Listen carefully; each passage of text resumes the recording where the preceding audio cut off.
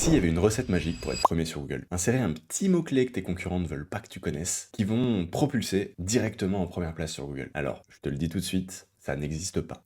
C'est malheureusement ce que pensent trop de personnes quand on parle d'optimisation sémantique. Non, l'optimisation sémantique, ce n'est pas juste bourrer votre texte de mots-clés et à attendre que Google vous positionne premier. Non, c'est plus que ça, c'est plus subtil que ça, mais c'est aussi beaucoup plus permissif et puissant que ça.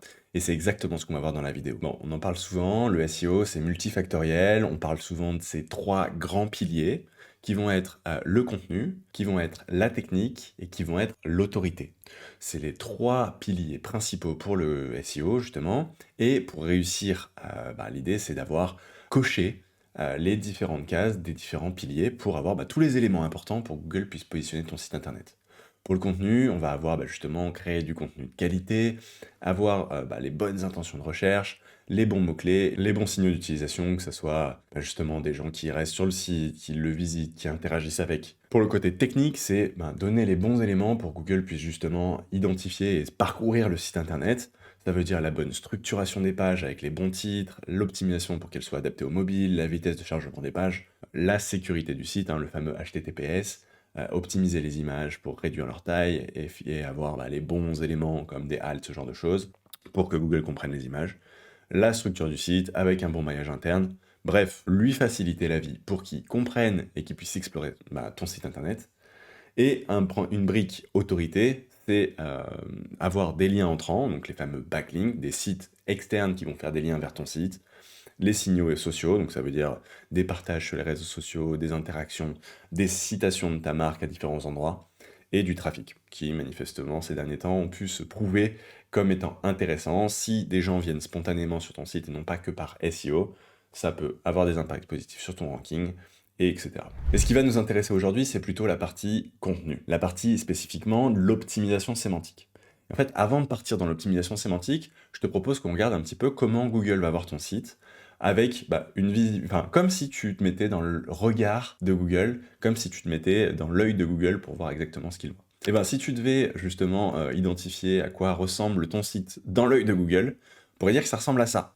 C'est globalement une analyse des différents éléments, des différents mots qui ont été classés avec un algorithme qui vont lui permettre de comprendre de quoi parle ton site, de quoi parlent les autres et comment il peut justement trouver la pertinence sémantique, donc est-ce que ton contenu est pertinent pour justement te positionner en première place. Et ce qu'on peut voir ici, c'est que sur ce graphique que j'ai construit à partir des données de Serpentix, mon outil, j'ai segmenté en deux groupes différents. En bleu, comment se positionnent les occurrences de chaque mot-clé dans les pages de la première page, donc les 10 premiers résultats, c'est pour ça que tu vois le groupe inférieur à 10, donc c'est mieux classé que la 10e position, donc en première page de Google.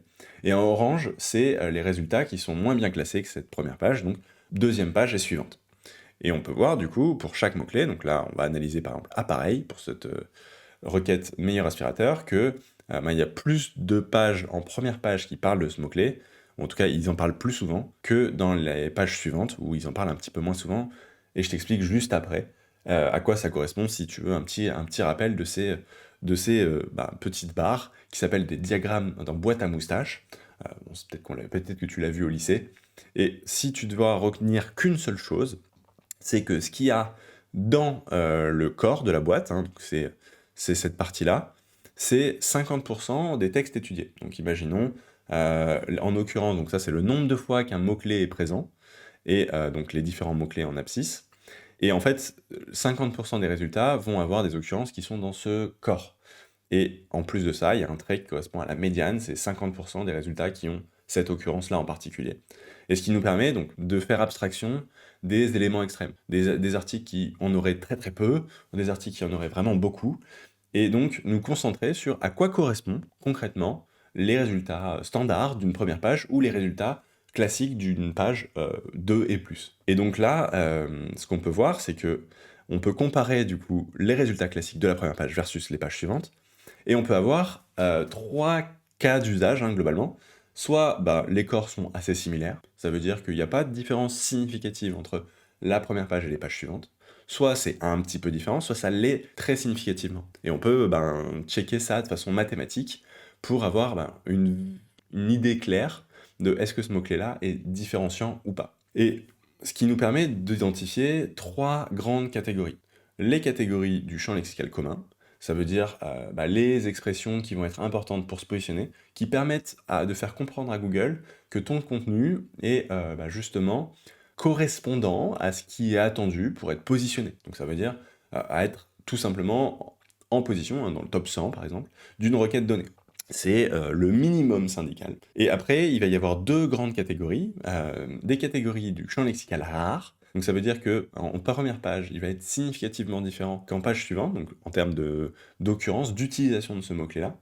Et donc ce mot-clé est différenciant positif, ça veut dire que bien s'en servir, l'intégrer, va avoir un impact positif sur ton positionnement et va aller justement te positionner en première page. Et donc ce mot-clé-là est un facteur différenciant pour atteindre la première page. Et au contraire, on va avoir le champ lexical plutôt toxique, qui lui est un différenciateur négatif, ça veut dire que les mots-clés qu'on a identifiés sont plutôt un différenciant négatif, c'est qu'on les voit en page 2 et suivante, et non pas trop en page 1, ou pas du tout d'ailleurs.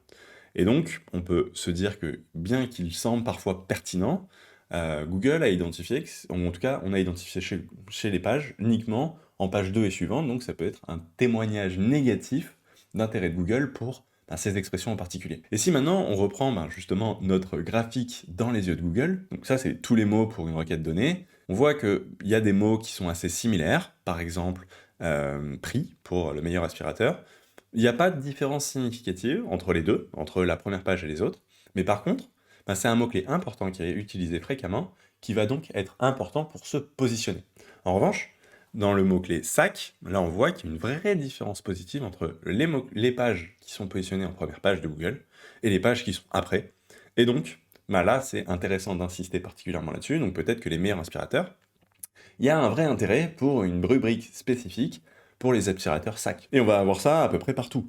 Même pour une requête comme meilleur casino en ligne, par exemple, on peut avoir que différents mots-clés comme ligne, bonus, casino en ligne ou joueur peuvent avoir des facteurs différenciants, alors que d'autres, plus simples, comme par exemple meilleur avec un S, n'auront pas cette différenciation et donc seront juste là importants pour se positionner, mais pas forcément pour se positionner en première page. On peut voir d'autres requêtes comme salaire brut net par exemple, qui ressemble à ça hein, sur Google, mais on voit que là, il n'y a pas forcément de facteurs différenciants parce que, et on le regardera juste après sur l'outil parce qu'il y a plus d'informations qui vont être intéressantes, il n'y a pas de facteurs différenciants parce que peut-être que Google n'attend pas forcément du contenu sur ces sujets-là, même s'il va en positionner et il va en attendre, mais c'est plutôt de l'usage et on voit qu'en fait ici c'est des outils, des simulateurs, et donc c'est plutôt de l'usage pour l'utilisateur plutôt que du contenu en tant que tel. Et donc, c'est cette différenciation qui explique cela. On voit qu'on a la même chose sur, par exemple, la requête rachat de crédit, piège à éviter, rachat ou taux sont différenciants. Et on a une liste de mots-clés qui sont importantes pour se positionner. Ce qu'on disait au tout début, l'optimisation sémantique, c'est pas juste du keyword stuffing, parce que le keyword stuffing, concrètement, ça va être mettre un ensemble de mots-clés en boucle dans votre contenu, sans pour autant que ce contenu ait un intérêt majeur pour l'utilisateur. Et on peut voir que si on utilise un outil d'optimisation sémantique, on peut le contourner pour avoir un bon score en faisant du keyword stuffing. Je t'ai préparé un exemple ici. Sur le contenu, donc meilleur aspirateur, on va faire ce premier exemple sur justement le keyword stuffing. On voit que là, donc j'ai généré un plan avec le plan optimal qui est recommandé par Semantics. Et derrière, j'ai mis ce qu'on appelle du lorem ipsum, c'est un texte en latin qui a la répartition des lettres adaptées pour donner l'impression que c'est du vrai contenu. Donc là, on voit que j'ai du lorem ipsum, du lorem ipsum, du lorem ipsum, un contenu avec un score parfait, hein, on est au top du score optimal recommandé par l'outil, tout quasiment en vert, tous les mots-clés qui sont quasiment en vert ou plus, et en fait, si je descends, j'ai aucun mot-clé là, hein, puis du keyword stuffing.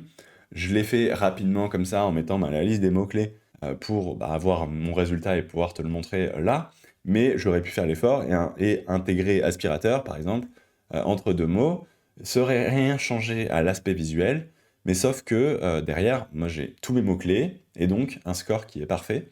Et en fait, ça, c'est du keyword stuffing, parce que le contenu va avoir aucun intérêt pour le lecteur, va avoir aucun intérêt pour Google, et donc, même si j'ai coché la case, en fait, l'optimisation sémantique, c'est pas juste cocher la case, c'est créer un contenu parfait et proposer à Google le bon champ sémantique pour qu'il soit capable de comprendre ta page et qu'il puisse te positionner en première page, voire en première position. Et c'est justement en allant sur les différents piliers qu'on a vus tout au début, juste du bon contenu, ça peut être suffisant, mais ça ne l'est pas toujours. L'idée, c'est de créer le contenu parfait avec la bonne sémantique, et si tu n'atteins pas la position que tu veux, là, tu peux aller chercher du lien, ce genre de choses, et faire grandir ton site progressivement avec des cocons, des ensembles de contenus sur un sujet donné que tu mailles ensemble, et c'est comme ça que tu vas pouvoir atteindre la première page. Mais donc, en fait, créer le bon contenu et avoir la bonne sémantique, c'est important, c'est même primordial, mais il faut avoir en tête que c'est pas forcément le seul sujet sur lequel il faut aller. Si maintenant je regarde et que je me remets sur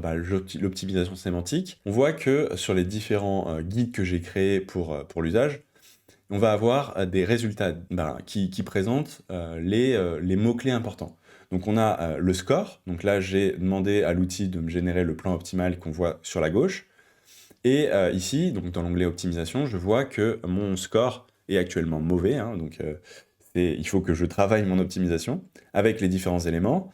Et ici, donc mes différentes expressions, on voit que rachat, crédit, rachat de crédit, justement, présente les occurrences recommandées que je peux mettre en évidence dans mon texte en cliquant ici ou en sélectionnant un onglet en particulier. Et on voit qu'il y a des éléments qui sont entourés et d'autres non. Donc ces fameux éléments pas entourés correspondent aux mots-clés importants à intégrer pour se positionner, et ceux qui sont entourés en noir correspondent justement aux ceux qui vont être différenciants.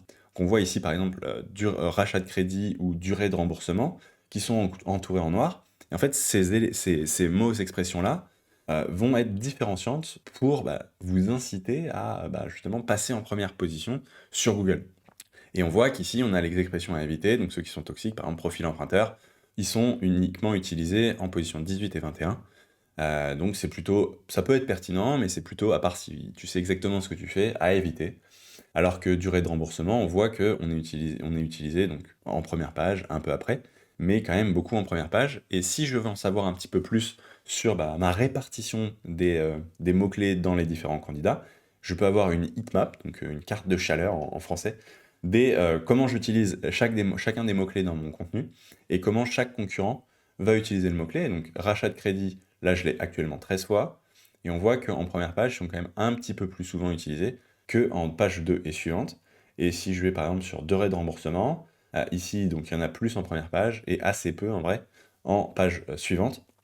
Et donc c'est ça qui me permet de savoir que ce mot-clé-là va être différenciant et donc derrière les mettre en évidence pour te faciliter l'optimisation et avoir le contenu parfait pour Google. Mais ce contenu parfait, donc l'optimisation c'est important, mais il y a d'autres sujets qui vont être importants, notamment avoir un plan bien construit qui répond à l'intention de recherche. Donc ça, tu peux le trouver directement dans Générer le plan optimal sur Serpentix. Et ce qui est important en fait avec ce plan, c'est qu'il va répondre parfaitement à l'intention de recherche ou aux intentions de recherche. Et les intentions de recherche, j'ai fait une vidéo dédiée, hein. D'ailleurs j'ai aussi fait une vidéo dédiée sur le plan, que je te mettrai à la fois en information et à la fois en description de la vidéo. C'est que les gens ont cliqué, enfin les gens ont fait une recherche, ont fait l'effort de faire une recherche pour avoir une réponse en particulier, et donc c'est primordial que tu répondes à cet élément-là, que tu aies la bonne structure de page. J'ai fait une vidéo dédiée et je te mettrai le lien en info et en description. Donc là, pour cet article, il faut créer un article de blog, parce que les autres ont fait des articles de blog. Et il y a 4 intentions de recherche que les gens expriment quand ils font cette recherche. Identifier les pièges courants du rachat de crédit, comprendre les aspects financiers du rachat de crédit, choisir la bonne stratégie pour un rachat de crédit et gérer les situations délicates après un rachat de crédit. Et je peux voir comment chacun des concurrents y répond. Les questions, si je veux approfondir un petit peu avec le détail. Et donc on voit que par exemple le premier est répondu par tous, sauf le 5e. Et donc moi, derrière, avec mon plan, je peux lui demander de me dire à quel élément je réponds.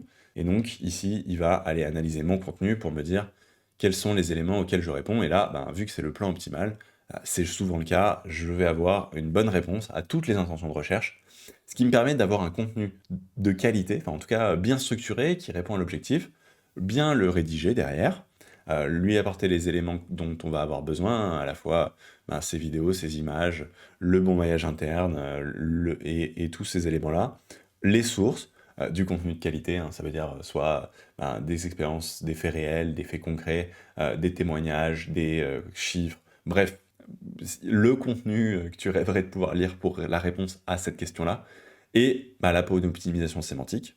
Et une fois que tu as ça, bah, tu as quand même pas mal le bon contenu, le contenu parfait pour te positionner sur Google et plaire à tes lecteurs. Et il te restera à le mettre à jour à la bonne fréquence. Et donc, tu vois ici qu'il te recommande pour cet élément-là en particulier, de le mettre à jour de façon annuelle. Mais c'est pas le cas pour tous. Par exemple, analyse sémantique, c'est pour 2 ans. Sur le salaire brut net, c'est plutôt 2 mois. Et sur des choses extrêmement concurrentielles, on peut avoir même de l'ordre de la semaine. Concrètement, Google va voir ton site de façon quand même assez différente de ce qu'un humain peut le voir. Tu l'as vu juste avant, on s'est mis dans les yeux de Google. Et en fait, c'est ça qui va être important pour l'optimisation sémantique. C'est pas juste mettre un mot-clé en particulier X fois, parce que ça, juste, ça sert à rien. Il y a un Américain qui est spécialisé dans le lorem ipsum, bien optimisé sémantiquement pour aller se positionner sur des requêtes très peu concurrentielles et généralement locales et très spécifiques. Donc en fait, cette optimisation sémantique, c'est un vrai sujet. C'est un vrai critère de positionnement chez Google.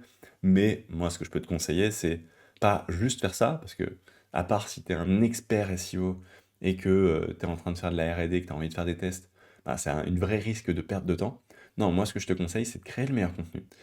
C'est avoir le plan parfait, c'est répondre parfaitement à l'intention de recherche, avoir optimisé ton site suffisamment bien, donc ça veut dire sur la partie technique, sur la partie autorité, pour qu'il ait les éléments nécessaires pour pouvoir justement faire vivre ces contenus parfaits que tu es en train de créer. Et c'est ça, avec ces contenus parfaits, que tu peux les optimiser et que ça va faire une vraie différence pour ton positionnement. Et si tu veux savoir concrètement ce que ça peut donner, bah, je te mettrai l'étude de cas d'un site e-commerce qui a pris 15 de ses best-sellers et a obtenu 80% qui sont passés dans les top 3 sur Google. Et la seule différence, c'était justement qu'elle a réoptimisé ses contenus. Et donc tu pourras voir que optimiser, mettre la bonne sémantique, ça a un vrai impact. Et je crois qu'elle était passée de 30 plus ou 50 plus sur certaines pages à top 3. Et c'était en faisant cette optimisation qu'elle a pu dire à Google que ces pages étaient pertinentes et donc avoir des résultats qui changeaient vraiment à la fois son trafic SEO et les résultats de son entreprise. Si toi aussi tu optimises les contenus de ton site internet, il te reste à tester Serpentix. C'est gratuit, tu peux en optimiser un par mois et je te mettrai le lien juste en dessous. Tu sais ce qu'il te reste à faire, il te reste à te mettre un commentaire, me dire ce que t'en as pensé et comme ça on pourra échanger. Abonne-toi à la chaîne, mets un like, partage-la si elle t'a plu parce que je pense que ça peut intéresser tes collègues SEO. Et je te dis à très vite.